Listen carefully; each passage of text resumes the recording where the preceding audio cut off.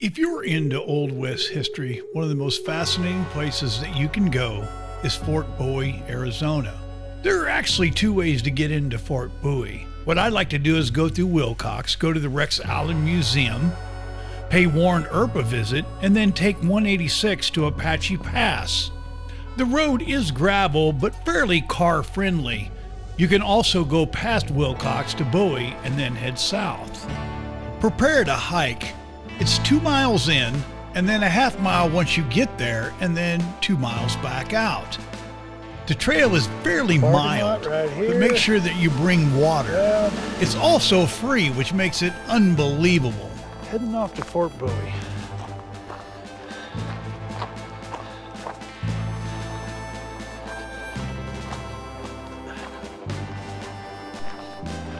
I'm going to walk through here so far, kind of walking through the valley.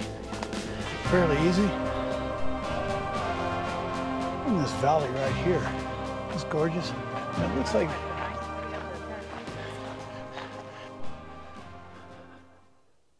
now this is a very special location. January 27th, 1861, 20 Apache warriors went to a ranch. They stole cattle and apprehended a young boy, Felix Ward, 12 years old. His father was furious and got a hold of Lieutenant Bascom.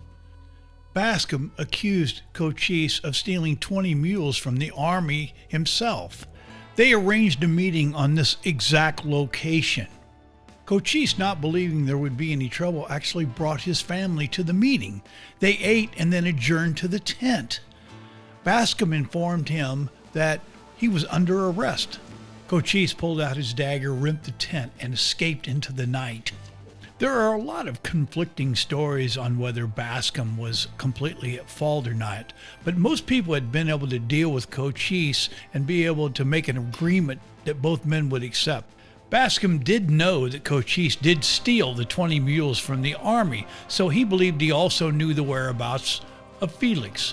The truth of the matter is, he didn't. Bascom held his family hostage. Cochise was furious and in retaliation took hostages himself from wagon trains.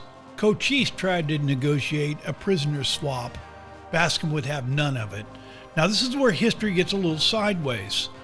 Some historians believe that Cochise killed his prisoners first. Some believe that the army hanged Cochise's family. But regardless, both parties on both sides were killed, and that started the longest war in U.S. history on this very spot. Stop is an old stage stop foundation. And remember, the reason that Fort Buie is here is because the Apache Spring. There was fresh water. So every wagon train went through this location. Everybody that passed through going west had to stop here. That made it the most important stop in the area because there was fresh water. So all sides had to stop here at Apache Springs. Let's talk about the Butterfield Overland Mail, because there would have been the station right back there. 2,800 miles in 25 days.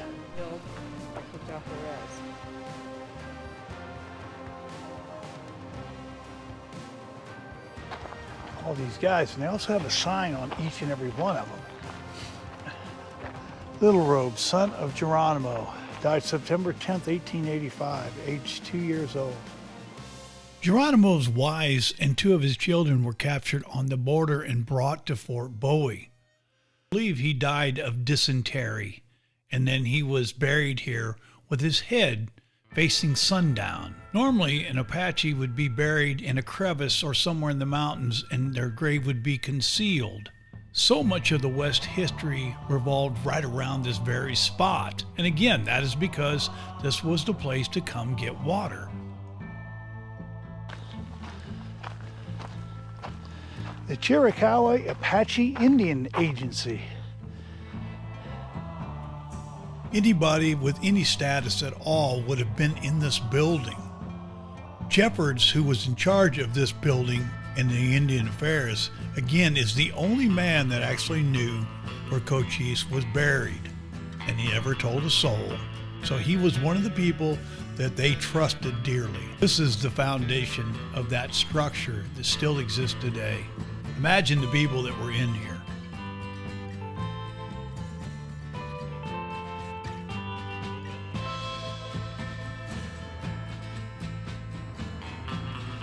So they got into it with Cochise and Magnus, Colorado, who had 140 to 160 warriors. Because remember, this was all about water, and this was where you could get water.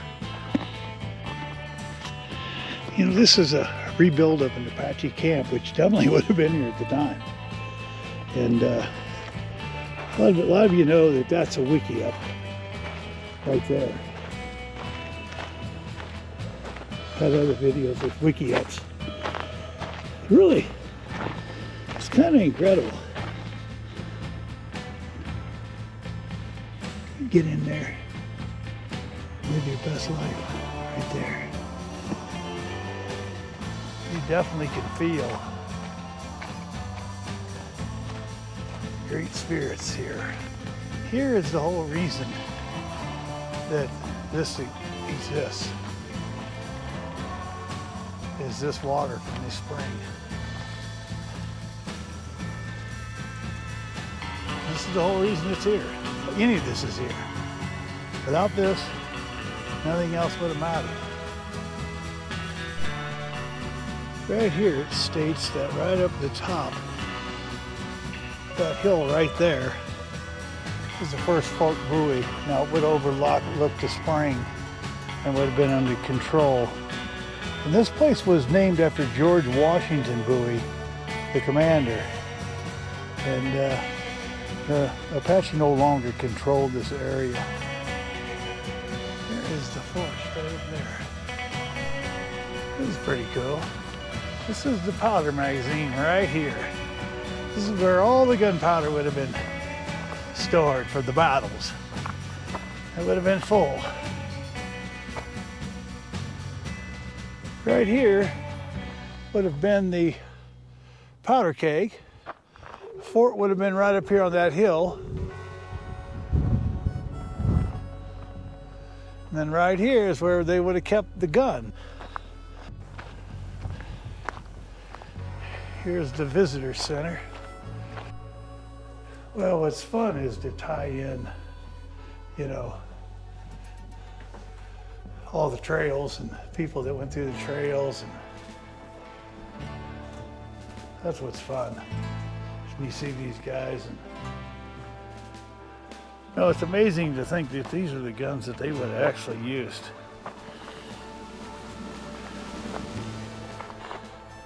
It says 1863. I hope it was. That's cool.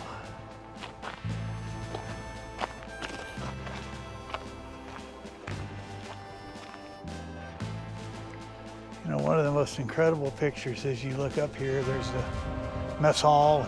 The barracks would have been right here. But if you look at this picture right here, and you look at that guy right here, which would put him right there.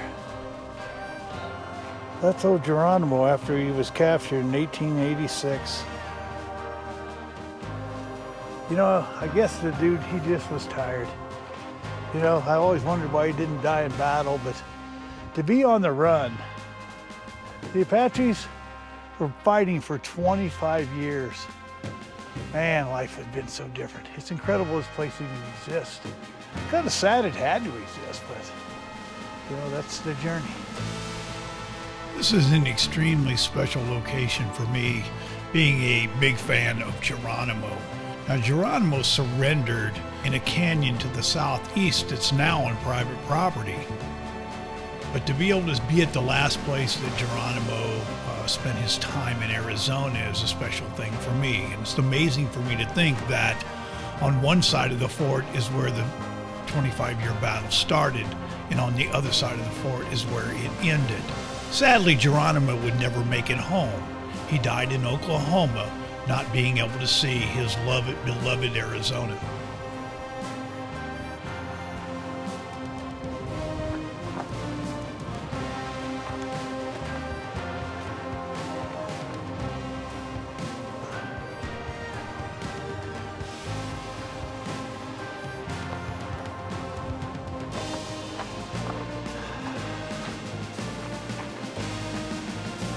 have been those barracks right there. That is incredible. Wow. 1880. This house was sitting right here.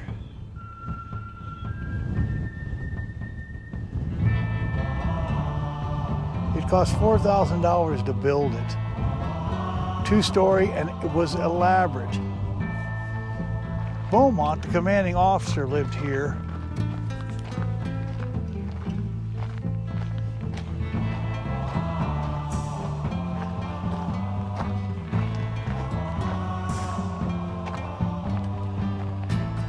At ease on Officers Row.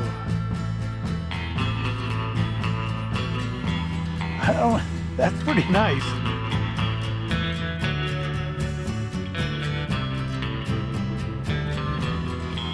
Tell you what, that's not living horribly.